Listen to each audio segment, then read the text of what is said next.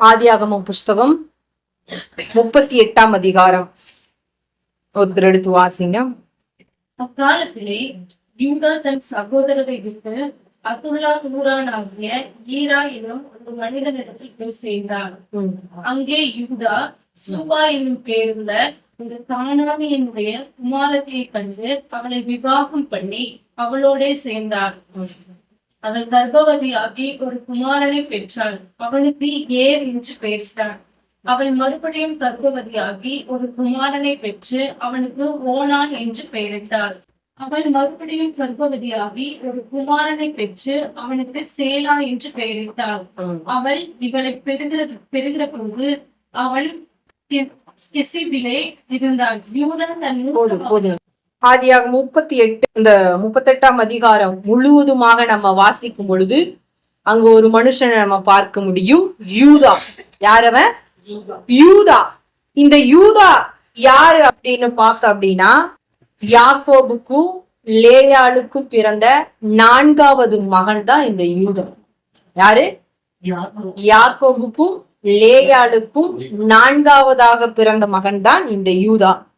ஆதியாகமம் புஸ்தகம் 29:35 வசனம். மறுபடியும் கர்ப்பவதியாகி குமாரனை பெற்று இப்பொழுது கர்த்தரை துதிப்பேன் என்று சொல்லி அவனுக்கு யூதா என்று பெயரிட்டாள். பிற்பாடு அவளுக்கு பிள்ளை பேரு நின்று போச்சு. போதுங்க. அப்ப யாக்கோபுக்கும் லேயாளுக்கும் பிறந்த மகன் தான் யாரு? யூதா. அப்ப யூதா அப்படின்னா என்ன அர்த்தம் அப்படின்னா, கர்த்தரை துதிப்பேன், துதி செலுத்துதல், கர்த்தருக்கு நன்றி சொல்லுதல். யூதானா என்ன அர்த்தம்? துதி செலுத்துதல், கர்த்தருக்கு முதல்ல நன்றி சொல்லணும்.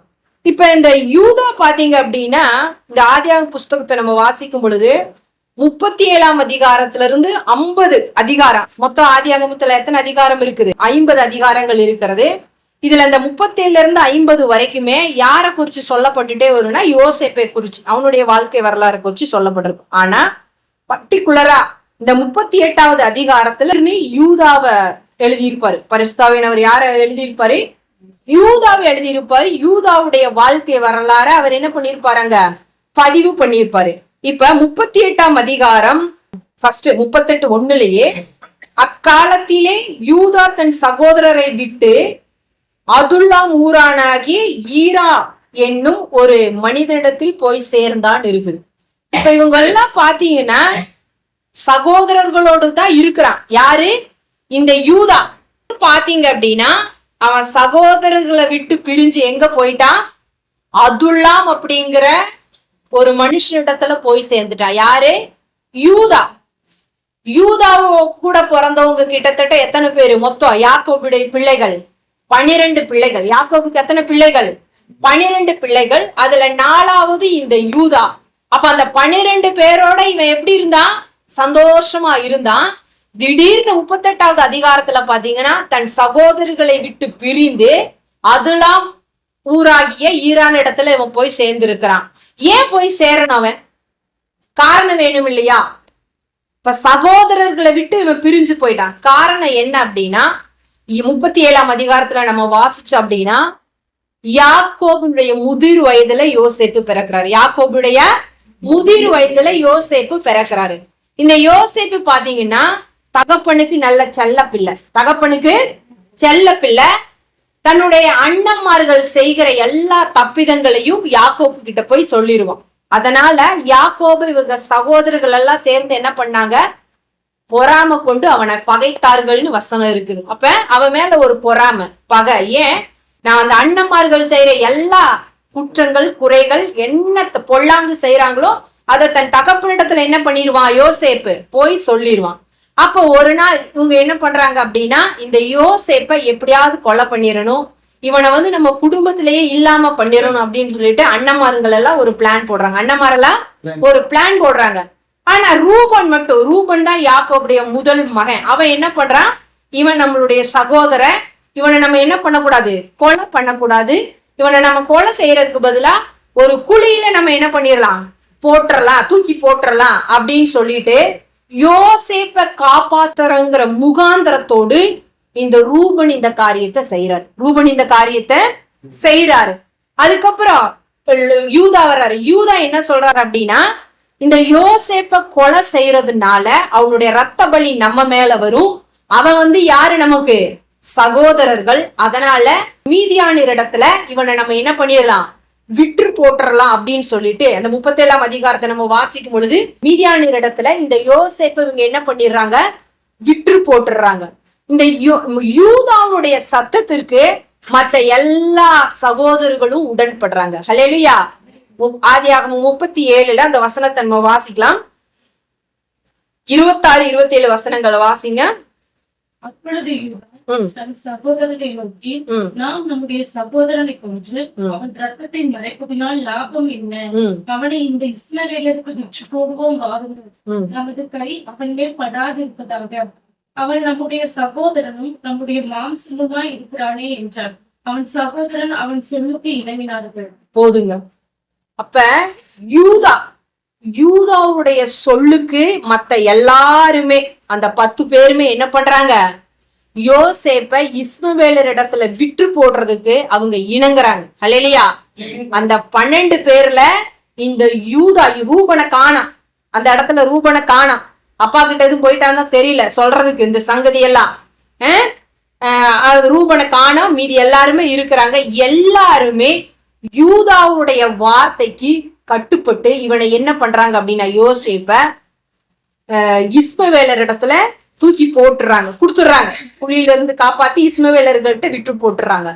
இப்ப மறுபடியும் என்ன பண்றாங்க அப்படின்னா, வித்து போட்டதுக்கு அப்புறம் ஒரு வெள்ளாட்டு குட்டியை அடிச்சு 31வது வசனத்துல பாருங்க, அவர்கள் யோசேப்பின் அங்கியை எடுத்து ஒரு வெள்ளாட்டு கடவை அடித்து அந்த அங்கியை ரத்தத்தினால் தோய்த்து.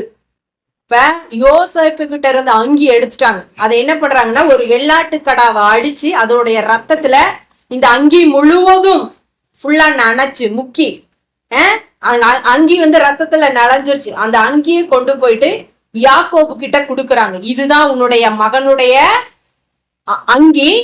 ஒரு என்னது, ஒரு மிருகம் இவனை அடிச்சு கொன்றுச்சு அப்படின்னு சொல்லிடுறான். யாரு, இந்த யூதா சொல்லிடுறாங்க.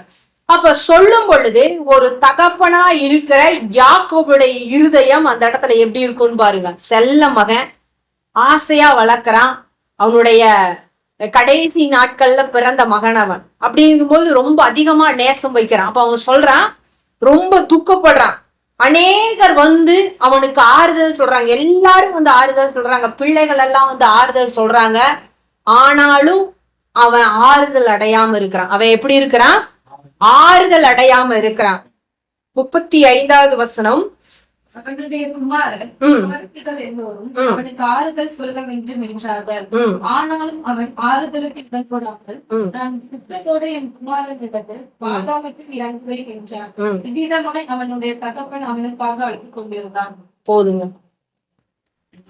யோசேப்பின் நிமித்தமா யாக்கோபு துக்கப்பட்டுட்டே இருக்கிறார்.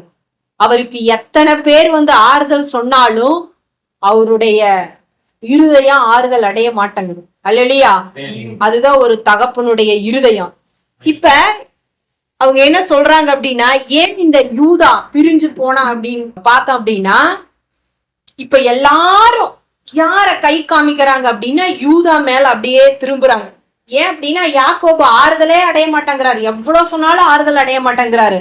இப்ப அண்ணன்மார்கள் எல்லாம் யூதா பக்கம் திரும்பி என்ன சொல்றாங்க அப்படின்னா, நீ சொன்னதுனாலதான் இஸ்மவேலர் இடத்துல யோசேப்ப நாங்க என்ன பண்ணிட்டோம், விற்று போட்டுட்டோம். நீ மட்டும் வேண்டாம். ஆக்சுவலா பார்த்தோம் அப்படின்னா முழு பொறுப்பு, யோசேப்பை காப்பாற்ற வேண்டிய முழு பொறுப்பு யூதாவுடைய பொறுப்பு. ஏன் அப்படின்னா அவன் சொந்த சகோதரன், அவன் மேல விழுந்த கடமை அது. ஆனா இவன் என்ன பண்ணிட்டான், பொறாமை நிமித்தமா, பகையின் நிமித்தமா இவனை இஸ்மவேலர் இடத்துல விற்று போட்டாங்க. இப்ப மத்த அண்ணன் தம்பிங்க எல்லாம் சேர்ந்து திரும்பிட்டாங்க. உன் பேச்ச கேட்டனாலதான் இவனை நாங்க என்ன பண்ணிட்டோம், இஸ்மவேலர் இடத்துல விட்டுட்டோம். அப்பா என்ன பண்ணவே மாட்டேங்கிறாரு, ஆறுதல் அடைய மாட்டேங்கிறாரு. இன்னைக்கு நம்ம குடும்பத்துல ஒரு பிரச்சனை வந்துருச்சு அப்படின்னா, யாராவது மூத்தவங்களோ யாராவது ஒரு சொல்லிட்டாங்க அப்படின்னா அவங்கள நம்ம என்ன பண்ணுவோம், உடனே கை நீண்டுரும். இவதான் சொன்னா, இவதான் பெரிய இதாட்ட பேசிட்டா அப்படின்னு அப்படியே மனுஷங்க என்ன பண்ணிருவாங்க ஒருத்தர் மேல பழிய தூக்கி. ஆனா அவங்க என்ன பண்ணிருப்பாங்க, ஒரு சில நேரத்துல நன்மைக்கு தான் அவங்க செஞ்சிருப்பாங்க, நன்மைக்கு தான் செஞ்சிருப்பாங்க. ஆனா அந்த காரியம் தவறுதலாகவோ இல்ல எதிர்பார்த்த மாதிரியோ ஒரு குடும்பத்திலயோ ஒரு நிகழ்ச்சியிலயோ ஒரு கல்யாண வீட்லயோ ஏதோ ஒரு இடத்துல நடக்கல அப்படின்னா இது இவங்கதான் சொல்லிட்டாங்க அப்படின்னு சொல்லிட்டு பழி ஃபுல்லா முழு பழியுமே யார் மேல போயிரும், அந்த நபர் மேல போயிரும். அந்த மாதிரி இந்த யூதா மேல பழியெல்லாம் திரும்பிடுச்சு, யூதா மேல பழியெல்லாம் திரும்பிடுச்சு. வசனம் என்ன சொல்லுது, யூதாவுடைய வார்த்தைக்கு அவங்க எல்லாருமே இணங்குனாங்க. அப்ப அங்க யூதா தான் ஹீரோ, அவன் வார்த்தைக்கு எல்லாருமே கீழ்ப்படிஞ்சு இவனை வித்து போட்டுட்டாங்க. இத சொன்ன உடனே யூதாவுடைய மனநிலை எப்படி இருக்கும்னு பாருங்க. அதனாலதான் அவன் என்ன பண்றான், தன்னுடைய சகோதரர்களை விட்டு பிரிஞ்சு அதுல்லாம் ஊரானாகி ஈரான் இடத்துல போய் அவன் சேர்றான். அங்க போய் சேர்ந்ததும் இல்லாம முதல் தப்பு யோசேப்பை விட்டு போட்டது யூதா செஞ்சது. அதுக்கப்புறம் அவன் பாருங்க, அது மட்டும் இல்லாமல் அவன் கானானிய ஸ்திரிய அவன் என்ன பண்றான், கல்யாணம் பண்றான். கானானிய ஸ்திரிய கல்யாணம் பண்றான். அங்க அவனுக்கு பாத்தீங்கன்னா 3 பிள்ளைகள் பிறக்கிறாங்க. ஃபர்ஸ்ட் யார், அவரு ஏர் பிறக்கிறாரு. அடுத்தது அவ கர்ப்பவதியாகி ஓனான பெற்றெடுக்கிறா. 3வது ஒரு மகனை பெற்றெடுக்கிறா, சேலா. மொத்தம் எத்தனை பேரு, 3 பிள்ளைகள் அவங்களுக்கு. அதுக்கப்புறம் பாத்தீங்கன்னா இந்த முதல்ல 2 பேருக்கு கல்யாணம். ஃபர்ஸ்ட் ஏருக்கு அவர் என்ன பண்றாரு, ஒரு பெண்ணை கல்யாணம் பண்ணி வைக்கிறாரு. அவ பேர் என்னன்னு பாத்தீங்கன்னா தாமார். அவ பேர் என்னது, தாமார். இந்த தாமாரு கல்யாணம் பண்ணதுக்கு அப்புறம் அவங்க 2 பேர்த்துக்கும் என்ன இல்லை அப்படின்னு பார்த்தா பிள்ளை இல்லை, குழந்தை இல்ல. ஆனா அதுக்கு முன்னாடி இவன் என்ன பண்ணிடுறான், பிள்ளை இல்ல, இந்த ஏர் மரித்து போயிடுறான். இந்த ஏர் என்ன பண்ணிடுறான், மரிச்சு போயிடுறான். மரித்து போனதுக்கு அப்புறம் அந்த நாட்கள்ல ஒரு வழக்கம், சகோதரர்கள் இறந்துட்டாங்க அப்படின்னா அந்த அதுக்கப்புறம் ஆண் பிள்ளைகள் இருந்தாங்க அப்படின்னா அவளை என்ன பண்ணிருவாங்க அப்படின்னா தம்பிக்கு என்ன பண்ணிருவாங்க, கல்யாணம் பண்ணி வச்சிருவாங்க. அது ஒரு வழக்கமாவே இருந்தது. அதுக்கப்புறம் இந்த ஏர் இறந்ததுக்கு அப்புறம் இவன் என்ன பண்றான் அப்படின்னா ஓனானுக்கு என்ன பண்றான், இந்த தாமரை திருமணம் செய்து வைக்கிறான்.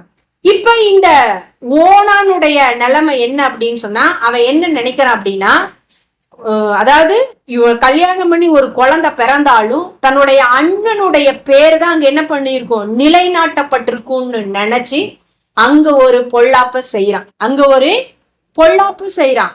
அந்த காரியம் தேவனுடைய பார்வைக்கு பொல்லாப்பா இருந்தது. இந்த யூதாவுடைய முதல் மகன் அந்த ஏர், அவன் பேர் என்னது, ஏரு. அவனும் பாத்தீங்கன்னா கர்த்தருடைய பார்வைக்கு பொல்லாப்பானதை செஞ்சதுனாலதான் கர்த்தர் அவனை அடிச்சாரு.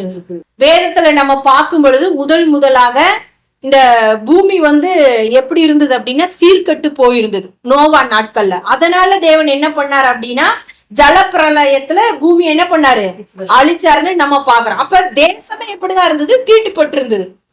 அதுக்கப்புறம் பாத்தீங்கன்னா லோத்து காலத்துல அங்கேயும் என்ன இருந்தது, ஜனங்க எப்படி இருந்தாங்க அப்படின்னு சொன்னா ரொம்ப அதே பாவம். அவங்க பாத்தீங்கன்னா சீர்கெட்டு போயிருந்தாங்க ஜனங்க. அதனால அவர் என்ன பண்ணாரு, அக்னியையும் கந்தகத்தினாலும் பூமியை என்ன பண்ணாரு, அழிச்சார். ஆனா முதலாக ஒரு தனி மனிதனை தேவன் பாத்தீங்கன்னா இந்த யூதாவுடைய மகனை தான் அவர் என்ன பண்றாருன்னா அழித்து போட்டாரு அப்படின்னு வசனம் இருக்கு. அல்லேலூயா.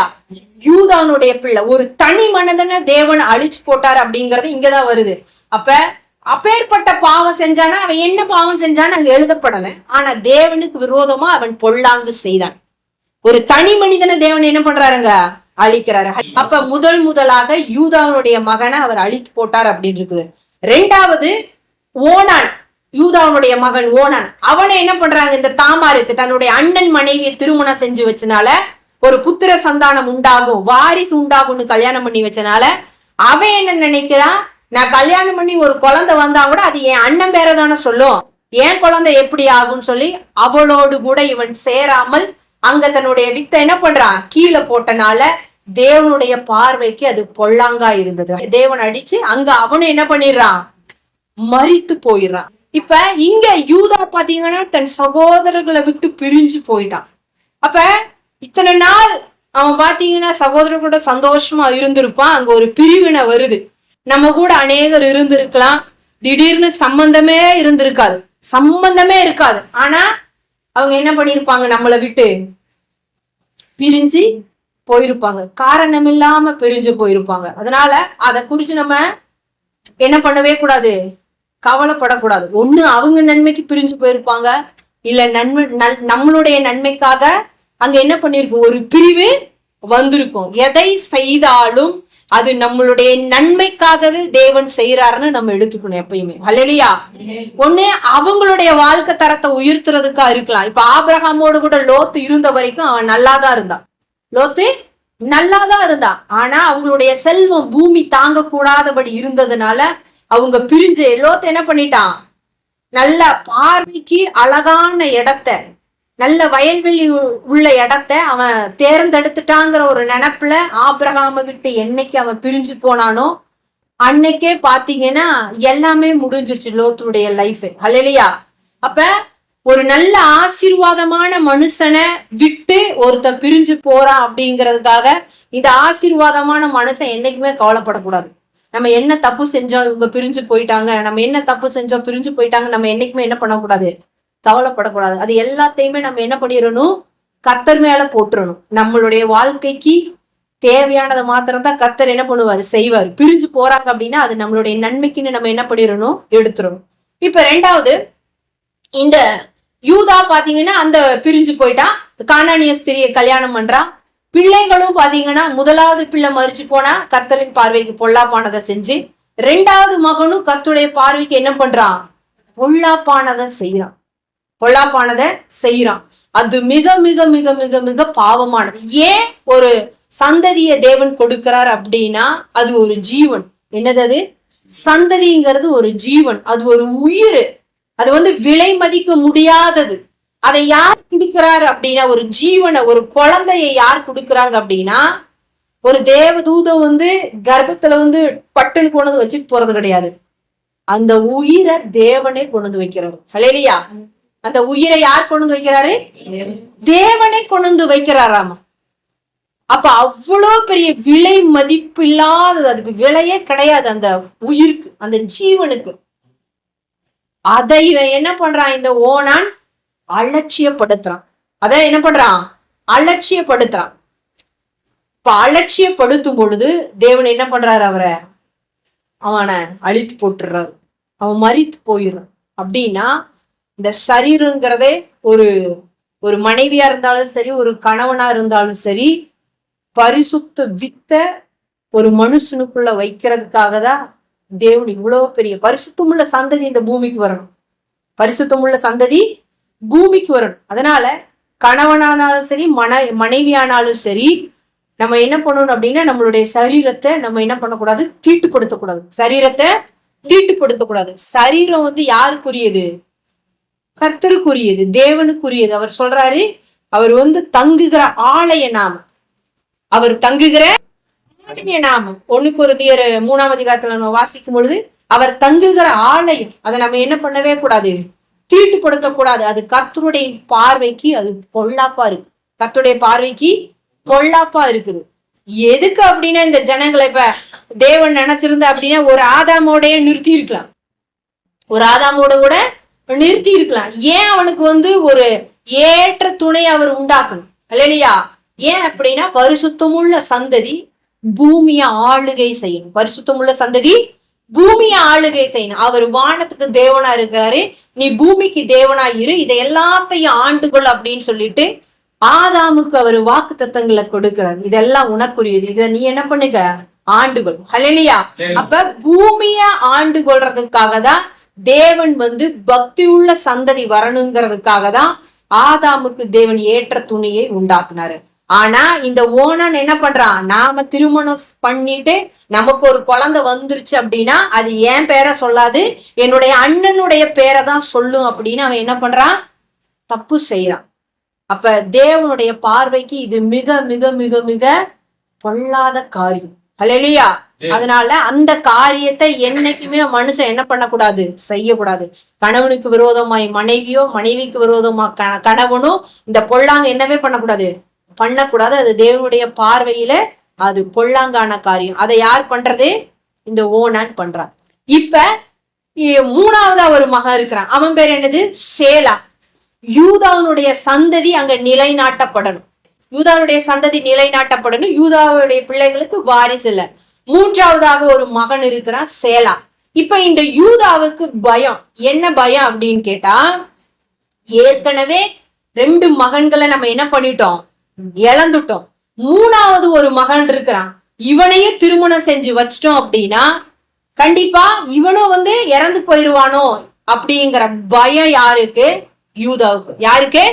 யூதாவுக்கு. உடனே இவர் என்ன பண்றாரு அப்படின்னா, திருமணம் செய்து வைக்கல தாமார. என்ன பண்றா அப்படின்னா, நீ இவ இப்ப எப்படி இருக்கிற, எந்த கோலத்துல இருக்கிற அப்படின்னா விதவ கோலத்துல இருக்கிறா. ஏன் அப்படின்னா 2 பேரு, ஃபர்ஸ்ட் ஒரு திருமணம் செஞ்சு வச்சு அதுலயும் அவளுக்கு இழப்பு, 2வது ஒரு திருமணம் செஞ்சு வச்சு அதுலயும் கணவர் என்ன பண்ணிட்டான், மறிச்சு போயிட்டான்.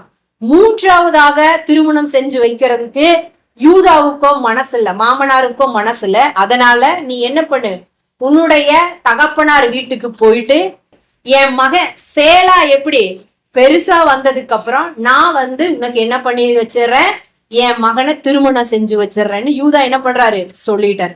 உடனே இந்த தாமார் யூதாவுக்கு என்ன மருமகள், இவ என்ன பண்றா அப்படின்னா தன்னுடைய மாமனாருடைய பேச்ச கேட்டு இவ எங்க போயிட்டா, தன்னுடைய தகப்பனார் வீட்டுல போய் இருக்கிறா. தகப்பனார் வீட்டுல போய் இருக்கிறா. ரொம்ப நாள் ஆயிடுச்சு. இது பாத்தீங்கன்னா ஒரே அதிகாரத்துல யூதாவுடைய எல்லாத்தையுமே கொடுத்துருக்கிறாருங்க அப்படின்னா ஆவினவர் எழுதி வச்சிருக்கிறார். ஆனா நிறைய காலகட்டங்கள் இதெல்லாமே என்ன பண்ணிருக்கிறாரு, ஒண்ணுல எழுதி வச்சிருக்கிறாரு. இப்ப ரொம்ப நாள் ஆயிடுச்சு. ஒரு நாள் என்ன பண்றா, யூதா எங்க போறா அப்படின்னா உன்னுடைய ஆடுகளுக்கு மயிர் கத்தி இருக்கிறதுக்காக அங்க திம்னாவுக்கு போறாரு. எங்க போறாரு அவரு? திம்னா அப்படிங்கிற ஒரு ஊருக்கு போறாரு. இப்ப இவர் அந்த ஊருக்கு போறாருங்கிற செய்தி தாமாருக்கு சொல்றாங்க. அவ கேள்விப்படுறா. உன் மாமனார், இப்ப நம்ம சொல்றோம்ல, நான் சொல்றா உங்க மாமனார் இங்க வந்திருக்கிறாரு, நீ போய் பாக்கலையா, போன் போட்டு சொல்லிடுவோம். அவங்க சொல்லுவாங்க. இப்ப நம்ம கிட்ட ஒரு ஆளு சொல்றாங்கன்னு வச்சுக்கோங்க, அப்படியா எங்க மாமனாரு சொல்லவே இல்லைன்னு சொல்றோமா இல்லையா? உரம்பரை வந்திருக்கிறாங்க உனக்கு தெரியுமான்னு கேட்டா நம்ம என்ன சொல்றோம், நார்மலா சொல்றோமா இல்லையா? அப்படியா, எனக்கு தெரியலையே, ஒன்னும் போன் எல்லாம் ஒண்ணு காண, இந்த நாட்கள்ல போன் எல்லாம் ஒண்ணு காண, வர்றதா சொல்லலையே அப்படின்னு நம்ம சொல்றோமா இல்லையா? அதே போல இந்த தாமார் என்ன சொல்றா அப்படின்னா, அவ ஓ அப்படியா வந்திருக்கிறாரா அப்படின்னு சொல்லிட்டு இவ என்ன பண்றா அப்படின்னா, சேலா பெரியவன் ஆயிட்டான். சேலா எப்படி ஆயிட்டான், ரொம்ப பெரியவன் ஆயிட்டான் வளர்ந்து. ஆனாலும் யூதா தன்னுடைய மாமனார் எனக்கு என்ன பண்ணவே இல்ல, திருமணம் செய்து வைக்கல அப்படின்னு சொல்லிட்டு இவ என்ன பண்றா, அவன் திம்னாவுக்கு போற வழியில இவ அங்க ஒரு நீர் ஊற்று இருக்குது. அந்த நீர் ஊற்றுல பாத்தீங்கன்னா அந்த விதவைக்குரிய வஸ்திரங்கள் எல்லாம் அவ என்ன பண்ணிடுறா, களைந்து போட்டு, அவ பாத்தீங்கன்னா ஒரு வேசி அந்த வஸ்திரத்தை தரிச்சுட்டு முக்காடு போட்டுட்டு அந்த திம்னாவுக்கு போற வழியில ஒரு நீர் ஊற்று இருக்குது. அந்த நீர் ஊற்று கிட்ட உட்கார்ந்து இருக்கிறா. யாரு? தாமார். அவ எதுக்கு அப்படி வந்திருக்கிறான்னு என்னல தெரியல, யாருக்கும் தெரியாது. இப்ப யூதாவுக்குலாம் தெரியாது, ஏன்னா ரொம்ப நாள் ஆயிடுச்சு இல்லையா? சேலாவே என்ன பண்ணிட்டான், வளர்ந்து பெரியவன் ஆயிட்டான். அப்படின்னா சேலா ரொம்ப சின்ன பையனா கூட இருந்திருக்கலாம்.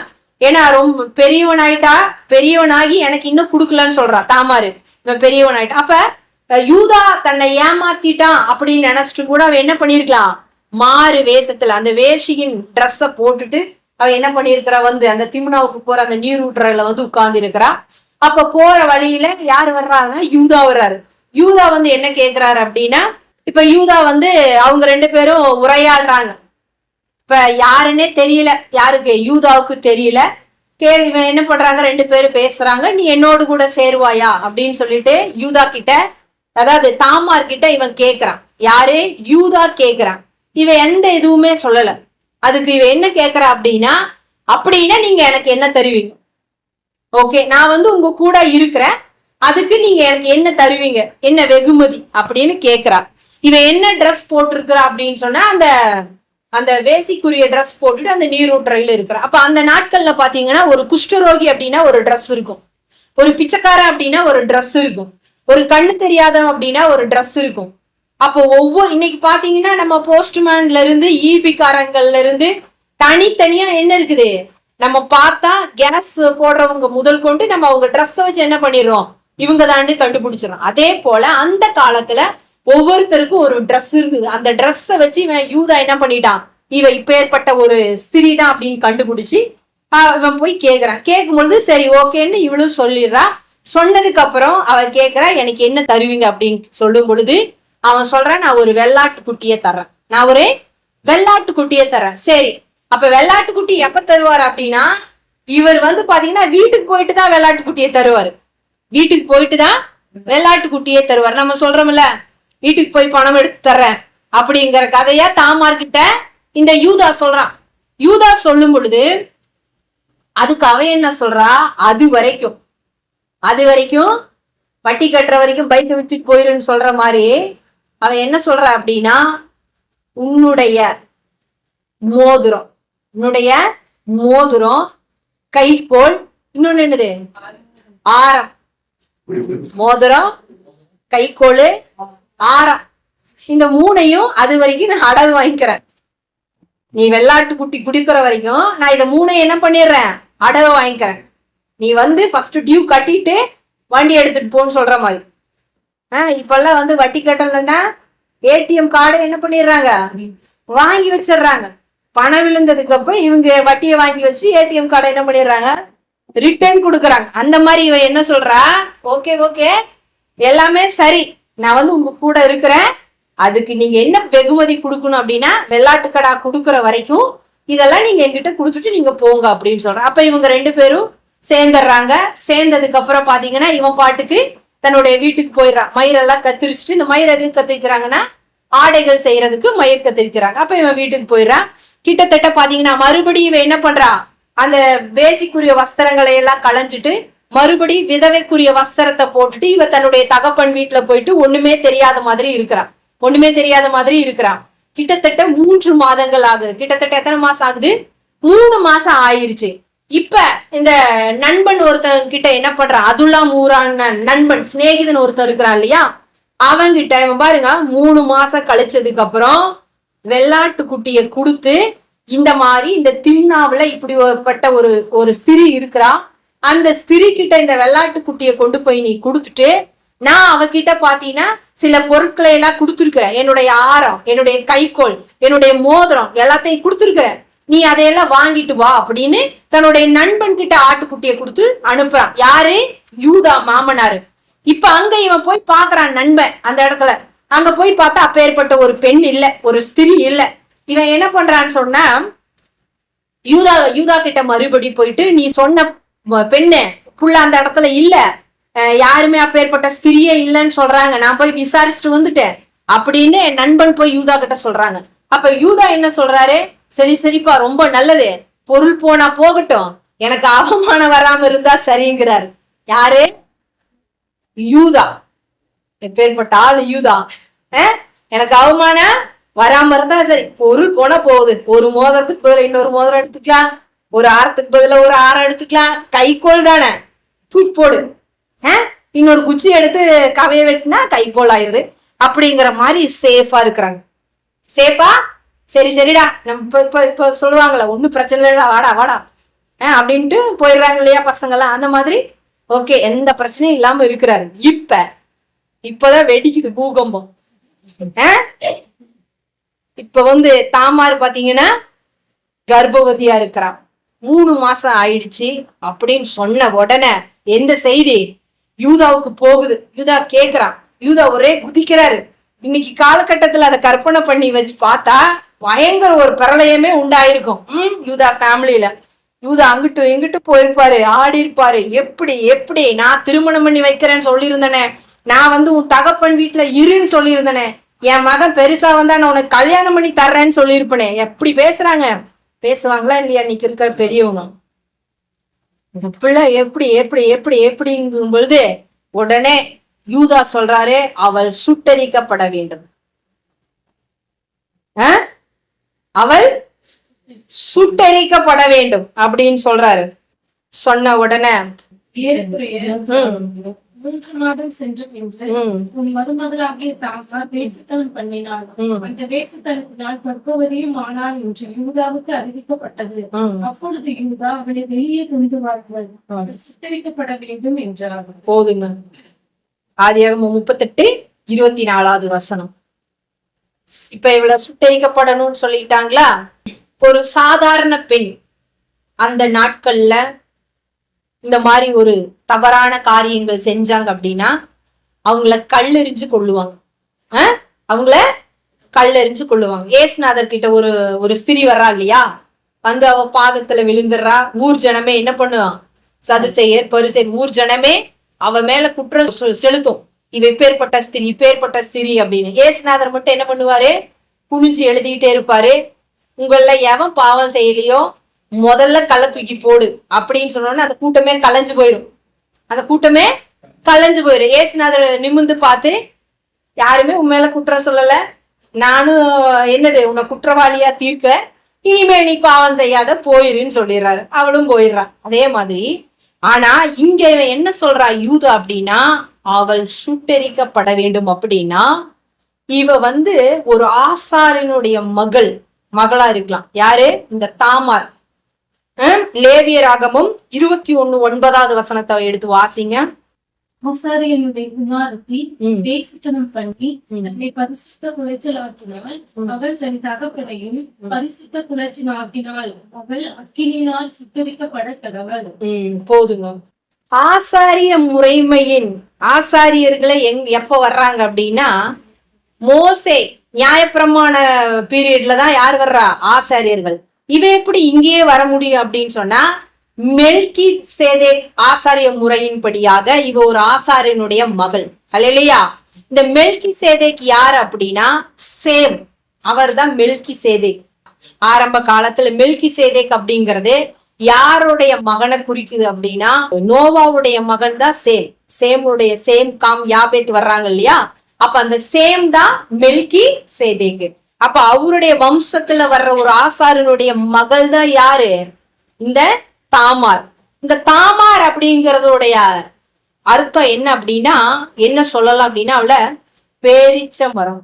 அவருடைய அந்த தாமாருடைய பேருக்கு என்ன அர்த்தம் அப்படின்னா, பேரிச்ச மரம். ஒரு ஆசீர்வாதத்தை சொல்ற பேர் தான் அந்த தாமார். ஓகே, அடுத்தது இப்ப இவளை என்ன சொல்றா அப்படின்னா, இவ என்ன பண்ணணும் அப்படின்னா சுட்டரிக்கப்படணும்னு சொல்லிட்டான். அடுத்தது 25 அவள் வெளியே கொண்டு வரப்பட்ட போது அவள் தன் மாமனிடத்திற்கு அந்த அடைமானத்தை அனுப்பி, இந்த பொருட்களை உடையவன் எவனோ அவனாலே நான் கர்ப்பவதியானேன்.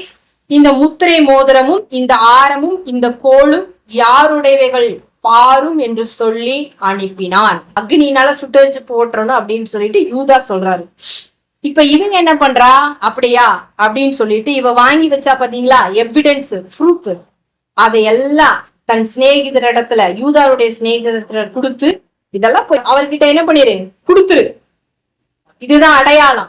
இந்த அடையாளத்தை கொடுத்து, இந்த பொருளுக்கு உரிமையாளன் யாரோ அவன் மூலமா தான் நான் என்ன ஆயிட்டேன், கர்ப்பவதி ஆன அப்படின்னு சொல்றா. இப்ப இந்த பொருள் எல்லாம் வாங்கி பார்த்த யூதாவுக்கு எப்படி இருக்கும், அவருக்கு அங்க ஒரே ஷாக்கு. அப்ப அவர் சொல்றாரு என்ன அப்படின்னா, யூதா அவைகளை பார்த்தறிந்து என்னிலும் அவள் நீதி உள்ளவள், அவளை என் குமாரனாகிய சேலாவுக்கு போடாமல் போனேனே என்றான். அப்புறம் அவன் அவளை சேரவில்லை. முதலாவது இந்த யூதா என்ன பண்றான், யாக்கோபு கிட்ட வெள்ளாட்டு கடாவை அடிச்சு ரத்தத்துல தோய்த்து, இதுதான் உன்னுடைய மகனுடைய வஸ்திரம், ஒரு மிருகம் அவனை கொன்று போட்டுருச்சுன்னு யூதா சொல்லி வஸ்திரத்தை கொண்டே யாக்கோபு கிட்ட காமிக்கிறான். ஆனா இங்க அதே மாதிரி இவன் என்ன பண்றா, தாமார் கொண்டு போய் காமிங்கிறான். அங்க தன்னுடைய யாக்கோபுடைய மகனான யோசேப்ப அப்படியே மறைச்சு வச்சுட்டான். அவனுக்கு யோசேப்புக்கு என்ன நடந்துச்சுன்னே தெரியல. அப்ப அந்த வழி யூதாவுக்கு உணரணுமா இல்லையா? ஒரு பெத்த மகனை தகப்பனிடத்துல பிரிச்சு வச்சிருக்கிற அந்த புத்திர சோகம் அது என்னன்னு புரியணுமா இல்லையா? அதனால 2 மகனை இழந்து போயிட்டான். தெரியுமா இல்லையா வழி யூதாவுக்கு? இங்க என்ன பண்றா, வஸ்திரத்தை கொண்டு போய் யாக்கோபு கிட்ட காமிக்கிறான். அதே மாதிரி இவளும் என்ன பண்றா, பொருள் எல்லாம் கொடுத்து காமிக்கிறா. அப்படின்னா என்ன சொல்லுவாங்க பாத்தீங்களா, முற்பகல் செய்யும் பிற்பகல் விளையும். நம்ம ஒருத்தவங்களுக்கு என்ன செய்யறோமோ அதை விட நமக்கு வரும்போது அந்த வேதனை மிகவும் கொடுமையா இருக்கும். அதை நம்மனால தாங்க முடியாது. அதனால யாரா இருந்தாலும் தாயா இருந்தாலும் சரி, தகப்பனா இருந்தாலும் சரி, கணவனா இருந்தாலும் சரி, மனைவியா இருந்தாலும் சரி, மாமனாரா இருந்தாலும் சரி, மாமியாரா இருந்தாலும் சரி, இன்னைக்கு நம்ம என்ன செய்யறோமோ அதுதான் நமக்கு. அதுதான். அதனால எதை செஞ்சாலும் நாம கவனமா ஜாக்கிரதையா செய்யணும். புரியுதா? நான் சொல்ல வர்றது புரியுதா? இப்ப நம்ம எல்லா விஷயத்திலையும் கண்ணும் கருத்துமா நம்மளுடைய ஸ்தானத்துல மத்தவங்க இருந்தா எப்படி இருக்குங்க? அப்படி நினைச்சு பார்க்கணும். அந்த தகப்பனுடைய வழி அன்னைக்கு யூதாவுக்கு தெரியல. இப்ப எப்படி சேலாவை திருமணம் செஞ்சு வைக்காம ஒழிச்சு வைக்க முடிஞ்சது அவனால? யோசேப்பை மட்டும் தன் சகோதரன் தானே குழியில தூக்கி போடுறதுக்கு இவர் தான் எல்லாத்தையும் என்ன பண்றாரு, கட்டளை கொடுக்குறாரு. அவங்க எல்லாமே இணங்குறாங்க. இது எப்படி முடிஞ்சது? அப்ப நம்ம ஒருத்தவங்களுக்கு ஒரு கெடுதல் செய்யறோம், மனசுல நினைக்கிறோம், தீமை செய்யறோம், பேசுறோம், இதெல்லாம் நாளைக்கு நமக்கு வந்துரும் அப்படின்னு நினைப்போட நம்ம அதை என்ன பண்ணணும், சிந்திச்சு செயல்படணும். இல்லையா? நம்ம அத மாதிரி செஞ்சோம் அப்படின்னா நம்மள தேவன் கண்டிப்பா என்ன பண்ணுவாரு, ஆசீர்வதிப்பாரு. அதே மாதிரி இப்ப இந்த யூதாவுக்கு புரியும், தன்னுடைய 2 குமாரர்கள் மரிச்சதுக்கு அப்புறம் தான் புரியும், அடடடடா இப்படிதானே என் தகப்பனுக்கு செஞ்சேன் அப்படின்னு சொல்லிட்டு யாக்கோபுக்கு. அப்ப அதெல்லாமே பாருங்க இவனுடைய வாழ்க்கையில நடக்குது. முன்னாடி செஞ்சதெல்லாம் பின்னாடி இவனுடைய வாழ்க்கையில பின்தொடர்ந்து வருது. வஸ்திரத்தை நீ போய் பாரு, தான் உன் மகனுடைய வஸ்திரம்னு யாக்கோபு கிட்ட காமிச்ச மாதிரி தாமார் கொடுத்து விடுறா. இதெல்லாம் போய் காமியப்பா நீ யூதா கிட்ட, ஆரத்தை கைக்கோட மோதிரத்தை எல்லாம் காமி. இந்த நபர் தான் சொன்ன உடனே அவன் ஒரு வார்த்தை சொல்றான் பாருங்க, அவள் என்னிலும் நீதி உள்ளவள். தாமாரு நினைச்சிருந்தா பாத்தீங்கன்னா வேறு யாரையாவது கல்யாணம் பண்ணிருக்கலாம், சண்டை போட்டிருக்கலாம். ஏன்னா அந்த உரிமை உங்களுக்கு இருக்குது அந்த நாட்கள்ல. பாருங்க ஏன் அப்படின்னா 2-3 பேரை திருமணம் பண்ணிட்டாள், ஏற்கனவே 2 பேரை திருமணம் பண்ணிட்டா.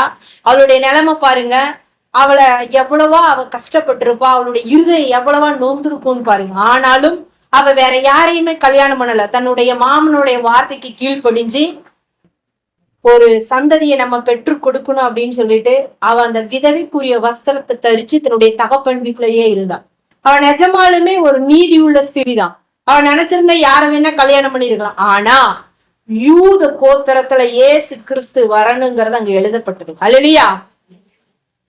அவ பாத்தீங்கன்னா தன்னை தீட்டுப்படுத்தல, வெயிட் பண்ணிட்டே இருக்கிறான். அப்ப அதுக்கு அவர் சொல்றாரு, யூதா சொல்றாரு, அவள் என்னிலும் நீதி உள்ளவள் அப்படின்னு சொல்லிட்டு அங்க 2 பிள்ளைகளை தேவன் அவளுக்கு தாமாருக்கு கொடுக்கிறார். பாரேஸ் சேராவ அவளுக்கு கொடுக்கிறாரு. அவங்க இந்த 2 குழந்தைகளை ஒன்றோடு ஒன்று உள்ளே என்ன பண்ணிருது, ஃபைட் பண்ணிட்டே வெளியே வருது. தேவன் பாத்தீங்கன்னா அவன் யூதா எப்படி இருந்தாலும் தேவன் அவனை ஆசீர்வதித்து அவனுக்கு 2 மகன்களை கொடுக்கிறார், 2 பிள்ளைகளை கொடுக்கிறார். இப்ப வசனம் சொல்லுது, நாம பொல்லாதவர்களா இருந்தாலும், நாம அநேக வெகு தீமைகள் செஞ்சாலும் தேவன் நம்மளை நேசிக்கிறவரா இருக்கிறார். அவன் அந்த ஏறும் ஓனானும் பொல்லாதவனா இருந்தாங்களாமா தேவனுக்கு. ஆனாலும் தேவன் ஒரு சந்ததி யூதாவுக்கு கொடுக்கிறாரு பாருங்க, அடுத்த தலைமுறைய தேவன் அவருக்கு கொடுக்கிறாரு பாருங்க. அப்பேற்பட்ட தேவனத்தை நம்ம ஆராதிக்கணும். எவ்வளவு கெடுதல், எவ்வளவு தீமை, தன்னுடைய சொந்த தகப்பனுக்கு தீமை, யூதா சகோதரனுக்கு தீமை, வெகு தீமை செய்யறாங்க. ஆனாலும் தேவன் அவனுக்கு என்ன பண்றாருன்னா அவருடைய சந்ததிய வர்த்திக்க பண்றாரு. அவனுடைய சந்ததி அங்க என்ன ஆகுதுன்னா விருத்தி அடையுது. அந்த தாமார் மூலமா அவ வேசி கிடையாது, அவ அப்பேற்பட்ட வஸ்திரத்தை தரிச்சு உடுப்ப உடுத்தி அந்த இடத்துல உட்கார்ந்து இருக்கிறார். அந்த இடத்துல உட்கார்ந்து இருக்கும்போது அநேக பேர் கடந்து போயிருப்பாங்க இல்லையா, அநேக பேர் கடந்து போயிருப்பாங்க. ஆனா அவ யாருடைய சந்ததி அங்க வரணும் அப்படின்னா யார் மூலமா வரணும், யூதா மூலமா ஒரு சந்ததி வரணும். யூதா மூலமா ஒரு சந்ததி வரணும். அந்த யூத சந்ததி மூலமா இயேசு கிறிஸ்து வரணும். அதுக்காக தேவனுடைய திட்டங்கள் மாறாம தேவன் பாத்தீங்கன்னா தாமார் மூலமா யூதாவுக்கு ஒரு வாரிசு கொடுக்கிறார். இப்ப நம்ம பார்க்கும் பொழுது மத்தேயு புஸ்தகம் 1ஆம் அதிகாரத்துல நம்ம வாசிக்கும் பொழுது அந்த சந்ததி பட்டியல்ல இந்த தாமார் வந்துடுறான் முதல் ஆளா. தாமார் வந்துடுறான் முதல் ஆளா. சாராள் பேரெல்லாம் கிடையாது. சாராள் பேர இருக்குதா? ரெபேக்கால் இருக்குதா? இல்ல, தாமார் பேர் இருக்குது. ஆபிரகாமின் குமாரனான தாவீதின் குமாரனாகி இயேசு கிறிஸ்துடைய வம்ச வரலாறு. ஆபிரகாம் ஈசாக்கை பெற்றான், ஈசாக்கு யாக்கோபை பெற்றான், யாக்கோபு யூதாவையும் அவன் சகோதரையும் பெற்றார். யூதா பாரேசையும் சேராவையும் தாமாரிடத்தில் பெற்றார். 1:3. அப்ப தாமார தேவன் பெருமைப்படுத்தி வச்சிருக்கிறாரு, மகிமைப்படுத்தி வச்சிருக்கிறாரு. அவளுக்குன்னு ஒரு கணத்தை அந்த இடத்துல அவர் என்ன பண்றாரு, வச்சிருக்கிறாரு. அப்ப நம்ம பார்க்கும் பொழுது அவளை என்ன பண்ணக்கூடாது, இழிவா பார்க்க கூடாது. அந்த ஒவ்வொரு கேரக்டருக்குள்ளயும் நம்ம இயேசுவை பார்க்கணும். இப்பேற்பட்ட மனுஷங்களை நேசிச்சு ஆண்டவர் வந்திருக்கிறாரு. ஹல்லேலூயா. பேர்பட்ட மனுஷங்க அந்த நாட்கள்ல வாழ்ந்திருக்கும் பொழுது இவங்களை எல்லாம் தேடி ஆண்டவர் போயிட்டு தன்னுடைய திட்டத்தை அவர் என்ன பண்றாரு, நிறைவேற்றுறாரு. எவ்வளவு தடை பாருங்க. ஆண்டவருக்கு விரோதமா செய்யறான், பொல்லாப்பு செய்யறான். அதுக்கப்புறம் அவனுடைய சகோதரர் ஓனான் தவறு செய்யறான், சேலாவை கொடுக்கல. ஆனாலும் தேவனுடைய திட்டத்தை யாரு என்ன பண்றாரு, தாமார் மூலமா தேவன் செய்யறாரு. அவளுக்கு எவ்வளவு இழிவு பாருங்க. ஒரு ஆசாரனுடைய குமாரத்தி அவர். அவளுக்கு என்ன பட்டம் கட்டப்பட்டிருக்குதுங்க, இதை யாராவது ஏற்றுக்கொள்ளுவாங்களா? இந்த பட்டத்தை யாராவது வாங்கிக்கிடுவாங்களா? இந்தாங்க வாங்கிக்கோங்க. இந்த எத்தனையோ பட்டம் கொடுக்குறாங்களே, மிஸ் வேர்ல்டு, மிஸ் யூனிவர்ஸ், இதெல்லாம் பட்டம் வாங்கவே முடியாது. இந்த பட்டத்தை யாருமே வாங்கிக்கிறதுக்கு அவங்க அந்த வேலையே செஞ்சாலும் வாங்கிக்க மாட்டாங்க. பேர் பட்டத்தை இவ தாமார் மேல சூட்டி இருக்கிறாங்க. அவ அதை பெருசாவே நினைக்கல பாருங்க. எப்படியாவது ஒரு சந்ததி வரணும், அது தேவனுடைய திட்டம். தேவன் அதை என்ன பண்றாரு, நிறைவேற்றுகிறார். அதனால நம்மளுடைய வாழ்க்கையில அடுத்த வாரம் அப்படியே தொடர்ந்து போலாம். நம்மளுடைய வாழ்க்கையில நமக்கு நிறைய தடைகள் வரலாம், பிரச்சனைகள் வரலாம், எதுவுமே நடக்கலன்னு கூட நம்ம நினைக்கலாம். ஆனா எந்த தடை வந்தாலும், எப்பேற்பட்ட பிரச்சனை வந்தாலும் அதை எல்லாத்தையுமே தடுத்து தேவன் என்ன உங்களுடைய வாழ்க்கையில செய்ய திட்டம் வைத்திருக்கிறாரோ அந்த திட்டத்தை செய்ய அவர் வல்லவரா இருக்கிறார். ஹல்லேலூயா. அத ஒரு நாள் எந்த மனுஷனாலும் தடுத்து நிறுத்தவே முடியாது. ஏன்னா நம்ம ஆராதிக்கிற தேவன் மிக பெரியவர், நம்மளுடைய ஞானத்துக்கெல்லாம் அப்பாற்பட்டவர். இவன் நினைச்சா இவளை ஏமாத்திரலான்னு, ஏமாத்த முடிஞ்சுதா? அவ பாருங்க, மருமகளுடைய குரல் மாமனாருக்கு தெரியவே இல்லை. 2 பேர் பேசுறாங்களா இல்லையா? பேசிதான் இந்த காரியத்துக்கெல்லாம் உடன்படுறாங்க. அப்ப அந்த பேச்சுல கூட யூதானால கண்டுபிடிக்க முடியல. அவ முக்காடு போட்டிருப்பா, ஓகே, அவங்களுடைய வழக்கத்தின்படி. ஆனா தன்னுடைய பேச்சினால கூட என்ன பண்ணவே முடியல, கண்டுபிடிக்க முடியல. சொல்லுவாங்க இல்லையா, நம்ம எப்பேற்பட்ட லாக்கு போட்டு வச்சாலும் திருடுறத ஜம்முன்னு திருடிட்டு போயிருவாங்கிற மாதிரி, எப்பேற்பட்ட நம்ம ஞானவானா இருந்தாலும் நம்ம கிட்ட திருடணும்னு நினைச்சிட்டான் அப்படின்னா அவன் திருடிட்டு போயிடுவான். அதே மாதிரி இவன் யூதா என்னதான் பிளான் போட்டாலும் தாமார் என்ன பண்ணிட்டா, ஏமாத்திட்டான். அப்ப அவளுக்கு ஒரு அநீதி அங்க இழைக்கப்பட்டிருக்கு. அத தேவன் பாத்தீங்கன்னா நீதியா மாற்றினார். ஹல்லேலூயா. அவரு நீதியை வெளிச்சத்தை போலாக்குங்கிறவராமா, நியாயத்தை பட்டப்பகல் போலாக்குங்கிறவராமா. அப்பேற்பட்ட தேவன் நம்ம இந்த மாதிரி செஞ்சுட்டோம், இப்படி நடந்துருச்சு அப்படின்னு நம்ம கூனி குறுகி இருக்கு தேவையில்ல. நம்ம தெரியாம செஞ்சிருப்போம். ஆனாலும் தேவன் நம்மளுடைய நியாயத்தையும் நீதியையும் பட்ட பகலை போல நடுப்பகல் வரைக்கும் பிரகாசிக்கிற, அதிகமாய் பிரகாசிக்கிற சூரிய பிரகாசம் போல அவர் வெளியே கொண்டு வருவார். ஹல்லேலூயா. அவளுடைய நீதி, அந்த தாமாருடைய நீதி அங்க வெளிப்பட்டுச்சு. இப்ப யூதாவுக்கு 10 பேர் இவன் மேல கம்ப்ளைண்ட் பண்ணாலும் அவன் எடுத்துக்க மாட்டான். ஏன்? அவன் பொருள் எல்லாமே அவகிட்ட லாக் ஆயிருச்சு, நான் தான் அப்படின்னு அவனுக்கு தெரியும். ஹல்லேலூயா. 1000 பேர் இப்ப அங்கேயே ஒரு கொலாப்ஸ் ஆயிருக்கும். இவன் எப்படி ஏற்றுக்கொண்டான் யாருன்னு சொல்லிட்டு. ஆனா யூதாவுக்கு தெரியும் அது நான் தான் அப்படின்னு. இவன் மேல 1000 பேர் பழி சொன்னாலும் அவன் தன்னுடைய மனைவியார், அவனுடைய வாரிசுக்கு, அந்த பிள்ளைகளுக்கு தாய்ங்கிறது யார் தான் அங்க? தாமார் தான். எத்தனை பேர் குற்றம் சாட்டினாலும் தாமார் மேல அவன் யூதா என்ன பண்ணிருக்க மாட்டான், ஒத்துக்கவே மாட்டான். ஹல்லேலூயா. அப்படி தேவன் அவளுக்கு அநீதி இழைக்கப்பட்டுச்சு, அதை எல்லாமே தேவன் என்ன பண்ணிட்டாரு, நீதியா மாற்றிட்டாரு. அதனால நம்ம தப்பு செய்யாத காலங்கள்ல நம்மளை தவறா சித்தரிச்சிருக்கலாம், நம்மளை தவறா பேசியிருக்கலாம், நம்ம மேல பழிய தூக்கி போட்டிருக்கலாம். ஆனாலும் அதை எல்லாம் ஒரு நாள் தேவன் என்ன பண்ணுவாரு, இந்த மாதிரி இல்லைன்னு சொல்லிடுவாங்க. அப்ப ஒரு நாள் தேவன் என்ன பண்ணுவாரு, அது எல்லாத்தையும் வெளிச்சத்துக்கு கொண்டு வருவாரு. நம்மளை அறியாமலே நம்மளை குறிச்சுதான சுபாவங்கள், இவங்க இப்படிப்பட்டவங்க தான் அப்படிங்கிறத மத்தவங்க மூலமா தேவன் வெளிப்படுத்துவார். ஹல்லேலூயா. இங்க தாமாருக்கு யாராவது சாட்சி இருந்தாங்களா இந்த காரியங்களுக்கெல்லாம்? இல்ல, அவங்க 2 பேரும் தான் சாட்சி. அவங்க 2 பேரும் தான் சாட்சி. ஒண்ணு யூதா, இன்னொன்னு தாமார். அதுக்கப்புறம் தேவன் மாத்திரம்தான் எல்லாத்தையுமே பார்த்துட்டு இருந்தார். அப்ப எல்லாத்தையும் தேவன், அவளுடைய எல்லா இழிவான வாழ்க்கையை தேவன் எப்படி மாற்றுகிறார்னா மகிமையுள்ள வாழ்க்கையா தேவன் என்ன பண்ணிட்டாரு, மாற்றிட்டாரு. அப்ப நம்முடைய எதிர்காலங்கள் எல்லாம் அவருடைய கரத்துல இருக்கு, உங்களுடைய எதிர்காலங்களை எல்லாம்.